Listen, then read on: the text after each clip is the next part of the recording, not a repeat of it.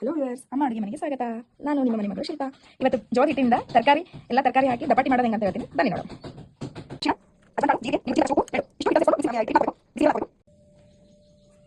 4 ಬಟ್ಲ ಜೋಳದ ಹಿಟ್ಟು, ಇದು 1 ಬಟ್ಲ ಅಕ್ಕಿ ಹಿಟ್ಟು, 1 ಬಟ್ಲ ಸಜ್ಜಿ ಹಿಟ್ಟು, ಮತ್ತೆ ಹೆಚ್ಚಿಟ್ಕೊಂಡಿರೋ ಗಜ್ರಿ, ಸೌತಿಕಾಯಿ, ಸಣ್ಣದಾಗಿ ಹೆಚ್ಚಿಟ್ಕೊಂಡಿರೋ ಉಳ್ಳಾಗಡ್ಡಿ, ಸಣ್ಣದಾಗಿ ಹೆಚ್ಚಿಟ್ಕೊಂಡಿರೋ ಪಾಲಕ್ ಸೊಪ್ಪು, ಕೊತ್ತಂಬರಿ, ಕರಿಬೇವು, ಮೆಣಸಿನಕಾಯಿ ಸಣ್ಣದಾಗಿ ಮಿಕ್ಸಿಗೆ ರುಬ್ಕೋಬೇಕು. ಎಲ್ಲ ಹಿಟ್ಟಲ್ಲಿ ಕಲಿಸ್ಕೋಬೇಕು.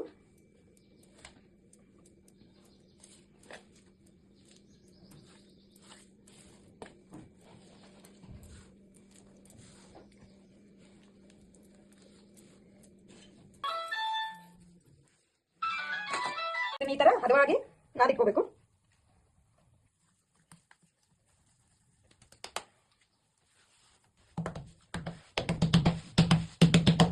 ಈ ಮುಂಚೆ ಸ್ಟವ್ ಮೇಲೆ ಒಂದು ಹಂಚು ಕಾಯಕ್ಕೆ ಇಡಬೇಕು. ಅದು ಬಿಸಿ ಆಗಬೇಕು. ಆದರೆ ದಪಾಟಿ ಮಾಡೋಷ್ಟರಲ್ಲಿ ಇದನ್ನು ಬಿಸಿ ಆಗ್ತದ.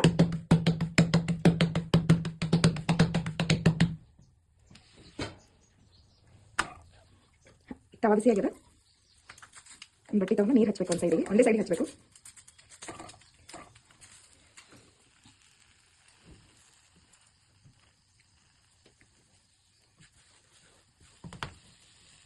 ಮಕ್ಕಳು ತಿನ್ನಕ್ಕೆ ಹೆಲ್ದಿ ಆಗಿರ್ತದೆ ಇದು.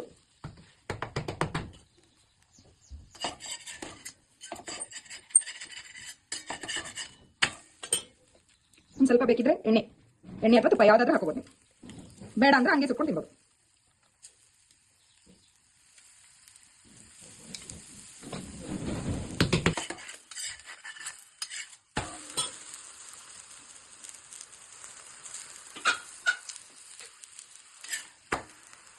ಆಯ್ತು, ಇಷ್ಟ ಆದರೆ ಸಾಕು.